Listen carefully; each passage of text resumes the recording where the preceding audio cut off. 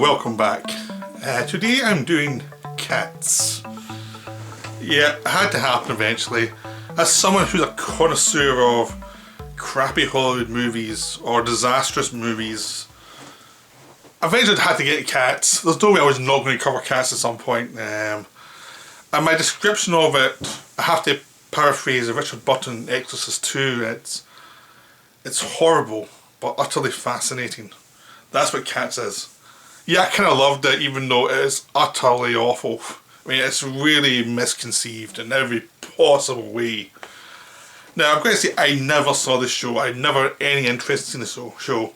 I never even had any interest in this film at all until it became a disaster. Until it was so obviously hated and reviews came out and they were all like, what the hell is this? That's when I got interested. If this film had gotten mediocre reviews, I would never have watched it. There's no way, because I have no interest in Andrew Lloyd Webber. I think he's a talentless, egocentric. I had no interest in him. Like, Phantom of the Opera, could not care less. Even though I like the Phantom of the Opera story in other films, his version, couldn't care less. It's like, who cares? I have just no interest in Andrew Lloyd Webber at all. And Cats just seemed a stupid idea for a stage show, but it made a lot of money, which is why they made this film. Because it's such a profitable theatre production. They thought, maybe there's some way to bring this to the film and make money off it. Well, they brought it to film, they kept the budget down to a decent level, they made everything in the backstage area, it's very stagey, but they completely mistimed everything else. Every possible thing you do with this film, they got wrong. Or right. If you're a bad movie fan, they got everything right. You know, it is a train wreck. It's a complete train wreck. It's so misconceived, right? Because start off, there really isn't a plot. It's a lot of scenes where you're introduced to a cat, they sing a song explaining who they are, and then they're either kidnapped or they disappear, and you go to the next cat, then the next cat, then the next cat, and you get all these scenes of people explaining who they are and song, and then you go to the next one and the next one. There's a competition going on, so you're seeing each cat who's in the competition, right? And that's the story, but it's done in a way so that it just feels like you think there's no story. It's just like a themed scene for each character, and that's all there is. There's no like development at all of anybody. There's no nothing. Everything's just a themed character. This caricatured cat. So all it is, it's basically a short story that could have been about 3 pages long, expanded to 2 hours, or an hour and a half really. The credits take forever, but that's all it is. And the idea of it is, that's called Jellicle Cats, and this is explained to you 100 times, because they think you're really stupid. It's meant to be actually like, it's meant to be the atmosphere of it, Jellicle Cats, maybe the atmosphere of the cops of Jellicle Cats. But they say it so often that it goes beyond, okay, this is maybe the atmospheric thing, to why you keep telling me this. This is no one's saying, no one's not a cultist would say this word so many times, and it feels like you're in a cult for most of it. Again, that's not criticism. That's one of his charms. So the one cat, the idea is the cats have lived for centuries, and some have lived since the times of the pharaohs, have been reborn again and again, and each year these kind of Jellicle Cats, when one of them gets reborn into new life, and you have to prove yourself worthy. So you've got like some young ones, some old ones. There's a couple of them with like, are you really, why are you even competing this year? You don't seem that old. But the whole idea is you compete so you can be reborn into a new life, so you don't just die. You become reborn basically. I've said reborn about 20 times already, haven't I? It's how mind-numbing the plot is.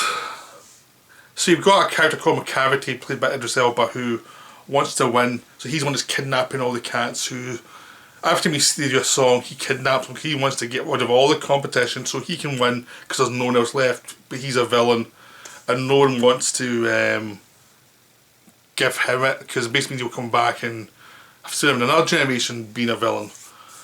And again, that's the villainous plot. But Jim, pretty much that's it. So you get about a song or two explaining all this, but saying Jellicle a million times. And you see it from the point of view of this character. I'm not sure if she's the play or not, or the stage show. She arrives in the alley where all these cats are. She's been dumped by her owner. And she's basically the person who has been learning all this stuff throughout the film. About all the rules and things. And so the first two songs explain to her what the rules are via song. And you get an idea of who the cats are. These first two songs aren't actually that bad. It's like, okay, this is not as terrible as I thought it was going to be. This is not going off into complete insanity yet. It's still dodgy. I mean, there's obviously stage sets, like an old musical. So that didn't throw me off because I've seen a lot of old 50s musicals. It's like, okay, that's a convention they're playing on. It's not probably the best convention you could use for this story, but it's a convention I understand. Because it's a stage show, they're trying to echo the stage show. It's not imaginative in any way as a film idea because it just means you're using an old convention and you're not tweaking it. And then if actors in cat costumes and they use CGI to move the ears, to move the tails, but the rest of it's used practical makeup. Again, it's done professionally. But it doesn't work at all. It does not work as a storytelling device because these are people acting as cats. So it's mask acting, but it's not enough mask acting because they're obviously people. The characters are cats. And obviously you're trying to make cats feel like people to make the story work. But this is kind of like this middle ground that doesn't work because they need them to be dancing, so they have to be people dancing because it's a musical. But because of the idea of the cats trying to move on to the next life, in a film you can need them to be animated to make you actually feel the world. But they need these to be musical cats, so they're going to be live action. And it becomes this sort of thing where you're watching it as if you'd watch an effect where the eyes don't work or everything looks CGI. It becomes this effect that doesn't work. They're trying to do what Avatar did, really. What Avatar did in CGI, the actors playing the characters in CGI world, but they were very human shaped. Because Avatar used CGI in a CGI world, it integrated everyone into this world. And the characters were meant to be human shaped, even though they were alien. So it worked for that film. And this one is sort of like taking Avatar but having a set rather than CGI and keeping the characters before the CGI. So it looks like people who have been made up and you'd expect some more CGI on them to make them look more cat-like. But it never happens. And it's just weird. It's one of those things is like, if you're really going to go the dancing route, you kind of had to use some CG, a bit more CGI to make it more cat-like, to make it more interesting, to make it something that was unique and interesting. Instead it becomes just this stage show that's kind of half and half, and it's not quite there either way. It's just this mess. Because it kind of needed a design solution. If you're going to do the dancing thing, it needed a design solution to make it work. A design so that the cats felt more like cats, and they felt like characters rather than just dancers on the stage. It's just basically a film stage show. But they're trying to ignore it's a film stage show by doing all these special effects, so it's not one thing or another. When a stage show, you have to suspend your disbelief and say, okay, these are cat characters, it's obviously a stage show. In this, you can't really, because it hasn't found the imaginative jump between the stage show and the film. It's not animated, so it can't, because it wants to do dancing. But it hasn't found a design solution to all of this to make it work. plus the story's not good enough, and the songs are all kind of samey. Because after the first two songs, they're all the same song, apart from Memories at the end. The rest of the songs all feel very samey. And it's like, I feel I've heard this one before, and the only time it ever picks up is if you've got a good performer who knows how to make it work. Unfortunately, after the first two songs, the next two performers you get doing the songs are Rebel Wilson and James Corden, who are absolutely awful. These are the two worst people in the film. They're all both doing fat jokes. Neither of them have a clue what they're doing. They're doing musical numbers. Neither of them have strong singing voices for these songs. Like, you can barely hear them. You hear the other dancers more. They don't have strong voices for these songs. They don't know a good stage presentation for these songs. The songs are boring and they're terrible in the film. They're just... The big problem with the film really is when they bring actors in like this, it doesn't work. Because the famous actors just distract us, like, oh, that's a famous actor in a cat costume, and they look stupid. That's it. They just look stupid, and it's embarrassing to watch them, and it's like a train wreck. It's also what's fun about the film, because you see people make complete fools of themselves. But the people who have actual musical experience, like either being singers or being people who work in musical theatre, they come off a lot better because they know how to actually project themselves, use the bodies to create a character. They know how to do it. It might not be being done properly in this film, but they've got enough technical knowledge to make it not embarrass themselves. They can get out of this one alive, basically what I'm saying. The way that a lot of the actors who are just actors do not get out of this alive because they look terrible and they act terrible, and it's like they don't understand this world. Or if they do, they don't know how to project themselves into the world. They just don't know how to do it, and the director doesn't know how to integrate them. And the Rebel Wilson one's especially bad because there's all these little mice with the faces of children on them that she's threatened to eat. And she's based in this house called House Cat. And there's a lot of pratfalls, and she does cat costume, and it's just like the worst thing possible. This is like one of the worst sequences in any film for the last decade. This is just awful. And great because it's so awful. It's just like, how did this even get passed? How did they not just reshoot it and say, look, we have to redo this. This is terrible. This is just unwatchable. It's unwatchable. It's just like, oh my god, what is going on here?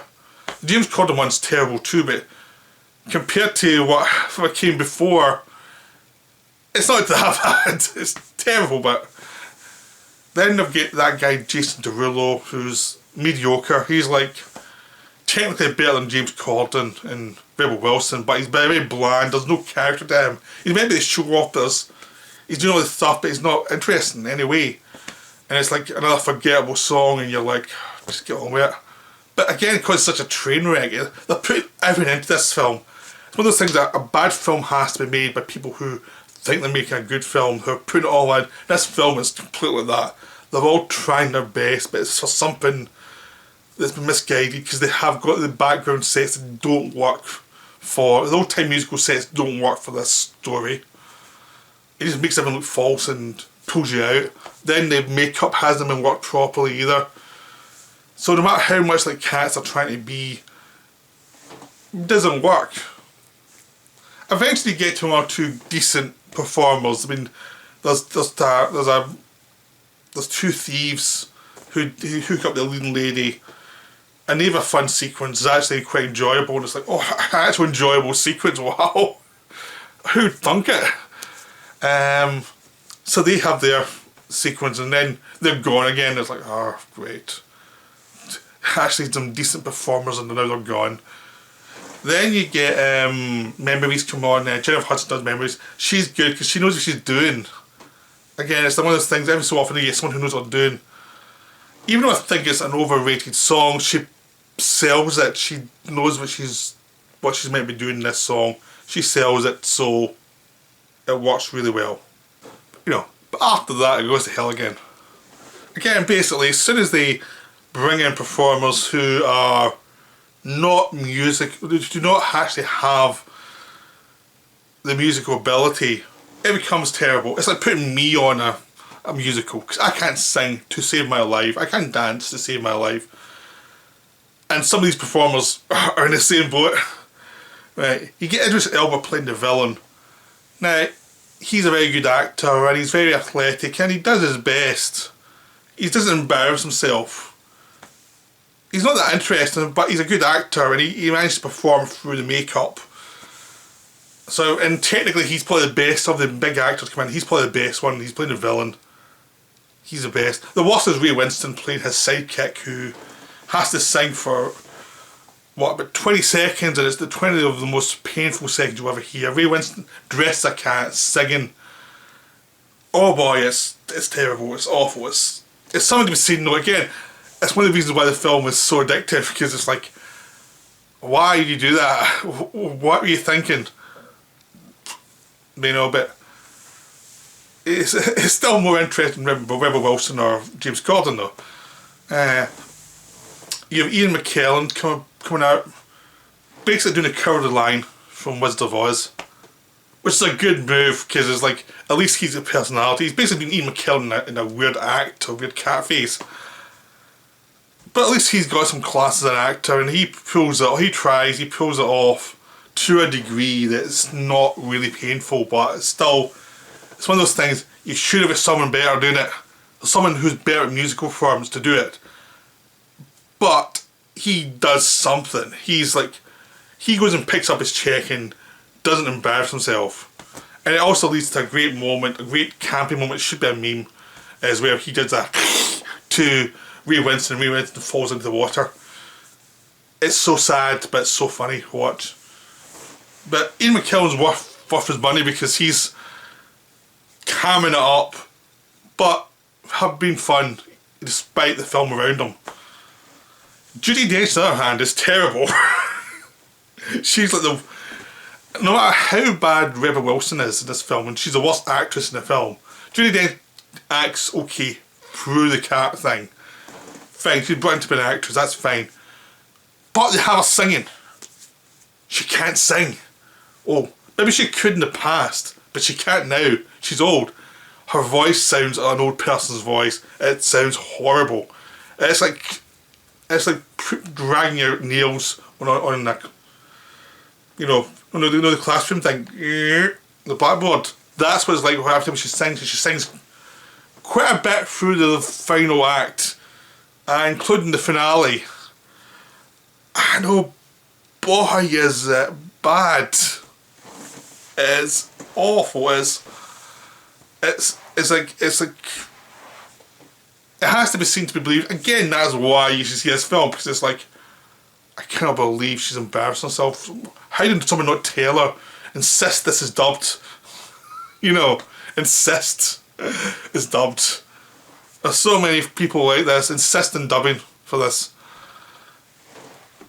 You know, after that you also get a Mr. Mistopheles song that's actually not that bad, because they've got a musical actor doing it and he knows what he's doing. Again, every time they have a musical actor doing it, it's fine. The lead actress is a ballet dancer, and she knows how to mime and do all the stuff. So she's always good. She's the person leading you through the film. It's like, at least they cast someone there who knew what they were doing. She has to react to a lot of bad performances, but at least she's okay. You know, you feel bad for her because she's trying her best and she's been in this total bomb. Yeah, you need someone like that. The thing that makes this always a bomb always work best is if there's someone who's doing something decent and they're stuck in this train wreck. And this one is the lead actress, is like, she's stuck in this train wreck of a film. You know, but it's like, it's all these big names making utter fools of themselves. But especially Judi Dench, she's terrible every time she opens her mouth to sing. When she's talking, it's Judi Dench in a cat costume looking a bit dumb. But when she's singing, it's like, it's so embarrassing. It's just so awful to watch. So this is one of the films they should have looked at the script and the plans and said, this is not going to work. Let's not do this. But instead they pushed ahead. And as soon as you saw the trailer, you thought, this is not a good idea. Maybe I'm wrong. Maybe they've got some really interesting stuff in it. Then you see a film, it's like, no, this is exactly the trailer. This is they were doing exactly what they're doing. They're using all these old-fashioned effects, like morphing faces onto people and everything that looks fake. All looks fake, and it's just terrible. I mean, it's like the story's not there. The story hasn't been developed into a visual language for the cinema to make you invested in the characters and to have twists and turns in the story to make you interested. That's not there. The effects don't work. They haven't worked out the people to be like cats, to make it interesting like cats, to make it an imaginative world for you. It's just this flat musical world. It doesn't work. It's not a film. The sets don't work because they're just big sets and they're not imaginative at all. They don't create a world they're interested in. They're just creating this world that's meant to be like our world, but it's just dull looking. It's just not that interesting to see. It's like the most unimaginative world background in any film. And onto that they throw this weird shit and these songs all sound the same. And in every like half hour you get a decent performance from somebody, and then you're back to the train wreck, then you're another decent performance and back to the train wreck. It's just a total train wreck. I loved it. I mean, I love bad films, and this is just the best. This is so wrong. This is so terrible. It's wonderful. Because it's just awful in every way you hope a bad film will be awful. It's genuine, it's misguided, it's stupid, it's garish, it's basically Batman and Robin for the new generation. It's exactly Batman and Robin was. Remember that plotless mess where every meandered on, you had terrible jokes, you had sequences that went on forever for no good reason. Everything was garish and ill-conceived. This is basically the same film. You know, it's like, and as you know, I kind of love Batman and Robin. It's a terrible film, but I kind of love how terrible it is. This is the same. Deep down, the same. I'll end up seeing this film way too many times for how bad it is. But I hope you enjoyed this. This is a terrible film, but I highly recommend you try to see it because you may love it because it's so bad. But bye for now. I'll be back next week with more videos or whenever I see more human conditions. But I'll see you soon. Bye.